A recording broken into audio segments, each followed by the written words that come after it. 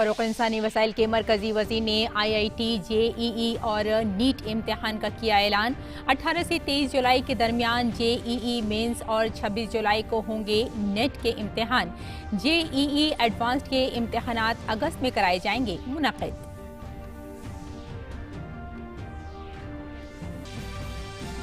वज़ीर-ए-आज़म नरेंद्र मोदी ने video conferencing के जरिए कोविड-19 की वबा से मुतालिक नावाबस्ता ममालिक के सरबराह इजलास से किया खिताब। वज़ीर-ए-आज़म ने की कोरोना की वबा के खिलाफ नावाबस्ता ममालिक से मुत्तहिद होकर कोशिश जारी रखने की अपील।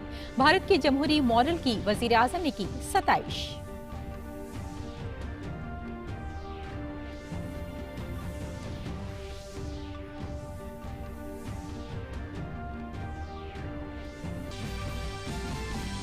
वज़ीर-ए-आज़म नरेंद्र मोदी ने कहा, जहां एक तरफ दुनिया आज कोविड-19 की वबा से नबरदास्मा है, वहीं बाज़ अफराद दहशतगर्दी, फेक न्यूज़ और छेड़छाड़ किए गए वीडियो जैसे खतरनाक वायरस को फैलाने का कर रहे हैं काम।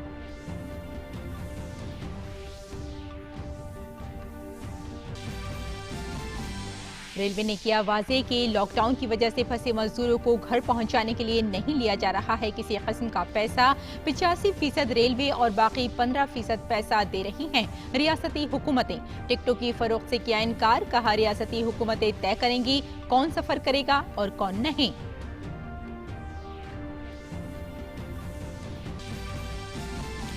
मुल्क में कोरोना वायरस के एक्टिव मामलों की तादाद पहुंची 32,138, 12,726 मरीज हुए से खतियाब। कोरोना ने ली 1,568 लोगों की जान। कोविड-19 की सूरत हाल पर वुज़रा ग्रुप की मीटिंग का इनेकाद।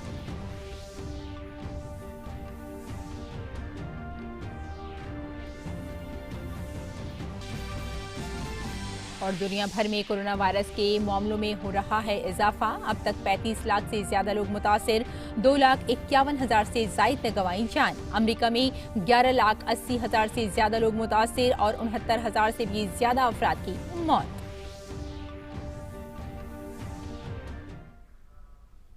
आदाब नाज़रीन, 3:15 बजे की खबरों के साथ मैं हूं Reshma Farooqui.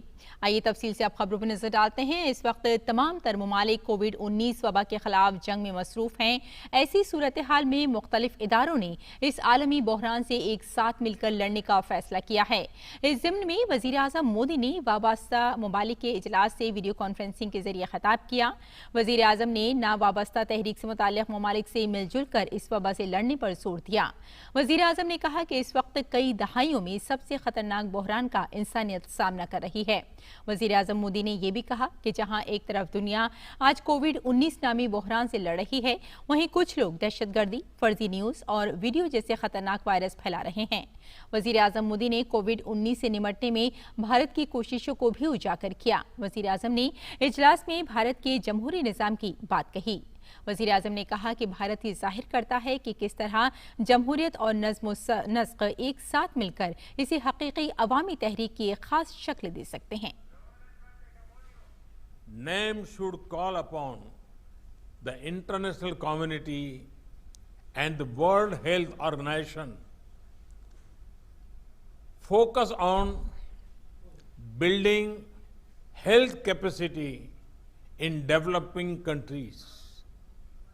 We should ensure equitable, affordable and timely access to health products and technology for all. We should develop a platform for all named countries to pool our experience, best practices, crisis management protocols, research and resources. Excellencies, in the founding spirit of movement, let us aim today to come together, not grow apart.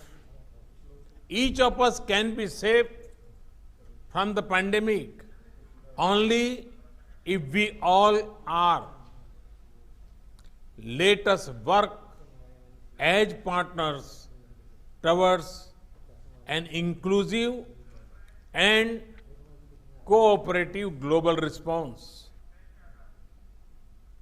कोविड-19 की सूरत हाल का जायजा लेने के लिए नई दिल्ली में वजारत सेहत के दफ्तर में वुज़रा ग्रुप की मीटिंग का इनेकाद किया गया। इस मीटिंग में chief of defence staff general Bipin Rawat ने भी शिरकत की। वजीर दिफा राजनाथ सिंह ने आज एनसीसी के आला अफसरान को वीडियो कॉन्फ्रेंसिंग के जरिए खिताब किया। वजीर दिफा राजनाथ सिंह ने कोविड-19 के इन्फेक्शन के वक्त एनसीसी कैडेट की जानिब से फराहम की जा रही खदमात की सताइश करते हुए कहा कि हुकूमत एनसीसी की तोसी साहिली और सरहदी इलाकों में भी करने के लिए जा रही है।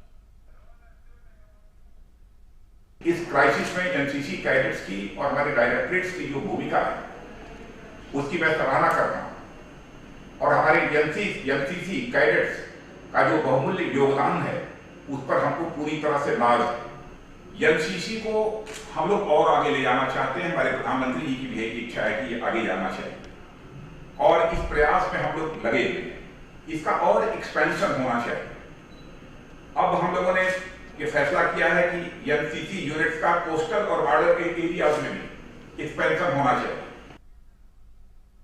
मुल्क में लॉकडाउन की वजह से फंसे मजदूरों को घर वापस लाने के लिए मरकजी हुकूमत और रेलवे की कोशिशों पर भी सियासत शुरू हो गई है, जिसके बाद मरकजी हुकूमत ने वाजे किया है कि मजदूरों से कोई रकम वसूल नहीं की जा रही है और 85% मरकजी हुकूमत खर्च बर्दाश्त कर रही है, जिसमें रियासती हुकूमतें सिर्फ 15% रकम दे रही हैं। रेलवे की तरफ से रियासतों की दरख्वास्त पर खुसूसी ट्रेनें, स्पेशल श्रमिक ट्रेनें चलाई जा रही हैं, जिनके जरिए हजारों फंसे हुए मजदूरों को उनके घरों तक वापस भेजा जा रहा है। सफर करने के लिए लोगों को रियासती हुकूमत के मुकर्रर नोडल अफसर से राब्ता करना होगा, जिसकी बुनियाद पर मुतालिका रियासती हुकूमतें फैसला करेंगी कि किस शख्स को सफर की इजाजत दी जाए या नहीं। इस सियासी बयान के बाद बीजेपी ने कांग्रेस पर इल्जाम लगाया कि उन्हें इस तरह के हसास मामलों पर सियासत से गुरेज करने की जरूरत है। इस दौरान मुतादिद रियासतों के वज़राए आला ने मरकजी हुकूमत की इस कोशिश को सराहा है और कहा है कि मरकज ने इस बहरान के वक्त ये हसास इक़दाम किए हैं। हालांकि आंध्र प्रदेश, तेलंगाना, बिहार और मध्य प्रदेश जैसी तमाम रियासतों ने ये सारा खर्च बर्दाश्त करने की बात कही है। और नाज़रीन, अब ये खबर इमदादी साजो सामान की नकलो हमल से मुतालिक है।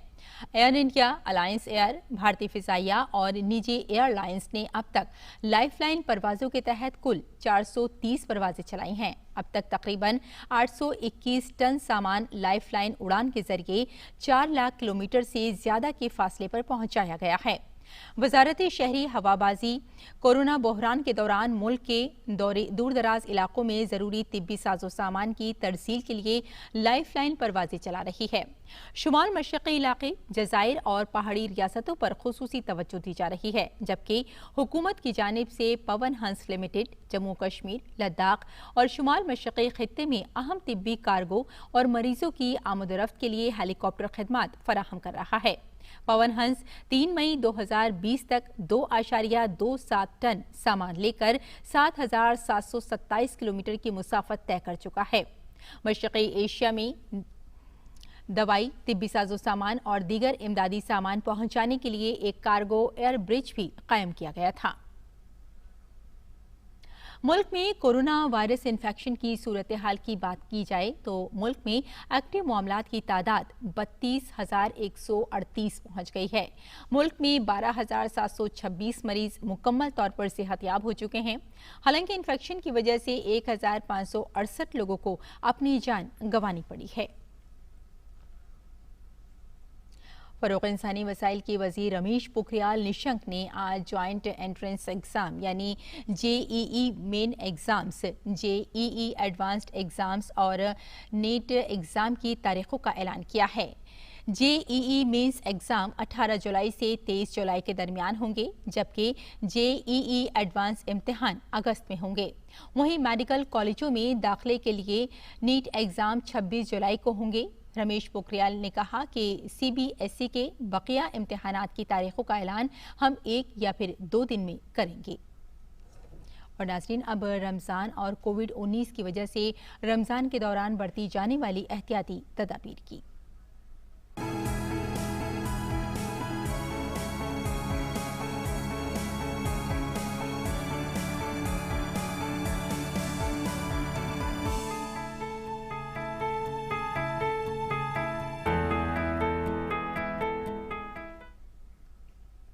रमज़ानुल मुबारक की आज 11वीं तारीख है। रमज़ान के इस मुक़द्दस माह को हाजत रवाई और गमख्वारी का महीना भी करार दिया गया है। लिहाजा ज़रूरतमंदों की मदद, गरीबों और मजबूरों की गमख्वारी करने की बड़ी फजीलत व अहादीस में आई हैं।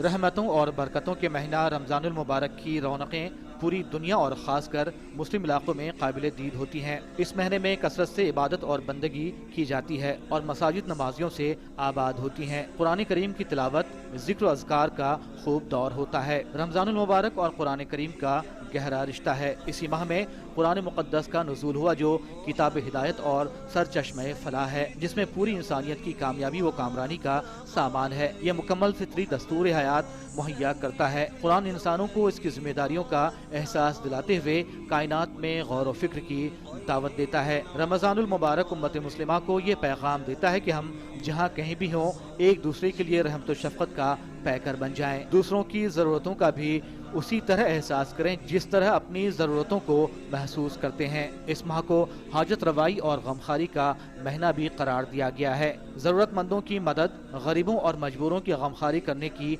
बड़ी फजीलत अहादीस में आई है। इस माह में तिजारत व मैशत भी खूब परवान चढ़ता है। ईद की खरीदारी और लोगों का अज़्दहाम देखने के काबिल होता है। लेकिन यह रमज़ान गुज़श्ता बरसों के रमज़ान से यकसर मुख्तलिफ है। इस साल रमज़ान ऐसी मुश्किल घड़ी में शुरू हुआ है जब दुनिया में कोरोना वायरस तेजी से फैल रहा है और तकरीबन तमाम ममालिक कोरोना वायरस के खिलाफ जंग लड़ रहे हैं। मस्जिदें वीरान और सड़कें सुनसान और बाजार बेरौनक हैं। सोशल डिस्टेंसिंग के इस दौर में इफ्तार और सहर के इज्तिमात मुमकिन नहीं हैं। उलमा और दानिश्वर लोगों से बिला अशद ज़रूरत के घरों से बाहर न जाने की तलकीन कर रहे हैं। उलमाए किराम लोगों को बता रहे हैं कि लॉकडाउन के अलावा भी बिला ज़रूरत घर से बाहर जाना दुरुस्त नहीं है। घरों में रहें क्योंकि घर सेहत और ईमान और अपने मुहिब्बीन के लिए बेहतर है। मोहम्मद इरफान के साथ शमीम अख्तर, DD न्यूज़ उर्दू खबरें। और मुल्क के उलमा ने लोगों से अपील की है कि रमज़ान के दौरान लॉकडाउन का ख्याल रखें। इबादत के दौरान सोशल डिस्टेंसिंग पर भी अमल करने की अपील की गई है।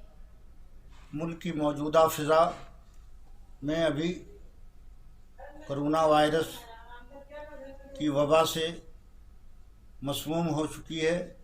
लिहाजा ऐसे माहौल में, ऐसे हालात में हमें और आपको और पूरे सारे मुसलमानों को ये चाहिए कि हम इज्तिमाइयत से बचते हुए अपने घरों में इबादत व रियाज़त और नवाफिल और तरावी और दूसरी नमाज़ों का एहतमाम करें। लिहाजा अगर हम अपने घरों में नमाज़ पढ़ते हैं और तमाम इबादतें करते हैं, भीड़ भाड़ से बचते हैं, तो ये हुकूमत के अहकामात की बजावरी के साथ अल्लाह ताला की खुशनुदी का भी ज़रिया है। कोरोना वायरस की वजह से मुल्क भर में मुसलसल लॉकडाउन चल रहा है। मरकजी हुकूमत ने 3 मई से बढ़ाकर 17 मई तक लॉकडाउन का ऐलान कर दिया है, जो बहुत ही अहम है। मरकजी हुकूमत के इस अहम फैसले का हम स्वागत करते हैं और मुल्क के तमाम लोगों से अपील करते हैं कि इस लॉकडाउन का खूब खूब पालन करें। नाज़रीन किराम, इस वक्त रमज़ान चल रहा है, लिहाजा हालात के पेश नज़र मुल्क के तमाम मुसलमानों से अपील की जाती है कि जब तक हालात साजगार न हो जाए, सोशल डिस्टेंसिंग को मद्देनजर रखते हुए नमाज और तरावी का एहतमाम अपने घरों में ही करें। मस्जिद में भीड़ इकट्ठा न करें, इज्तिमाई तौर पर क़तअन इफ्तार न करें। तो नाज़रीन, रमज़ान के दौरान अपने घर में रहें, इबादत घर में रहकर करें और सोशल डिस्टेंसिंग का पूरा ख्याल रखें। इसके साथ ही इजाज़त दीजिए। शाम 5 बजे आपकी खिदमत में उर्दू खबरों के साथ हम फिर हाजिर होंगे। तब तक के लिए इजाज़त, आदाब।